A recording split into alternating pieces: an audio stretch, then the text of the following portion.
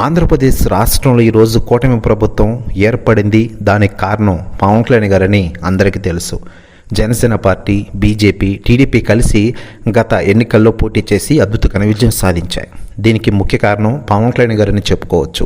ముఖ్యంగా టీడీపీ, బీజేపీతో కలలేదు. స్టార్టింగ్లో జనసేన పార్టీ అధినేత పవన్ కళ్యాణ్ గారు ఏకంగా ప్రధాని నరేంద్ర మోడీ గారు, చంద్రబాబు నాయుడు గారిని ఇద్దరిని కలిసి ఈ కూటమికి ఒప్పించారు. దీంతో ఒక్కసారిగా ఈ కూటమి అద్భుత ఘన విజయం సాధించింది. అనంతరం ఈరోజు అధికారంలో ఉంది. మరోవైపు ఈ అధికారం రావడానికి కారణంగా పవన్ కళ్యాణ్ గారని అందరికీ తెలుసు. తాజాగా దాని గురించి మంత్రులు కూడా స్పందిస్తూ ఉండగా, తాజాగా విద్యాశాఖ మంత్రి నారా లోకేష్ గారు సంచలన వ్యాఖ్యలు చేశారట.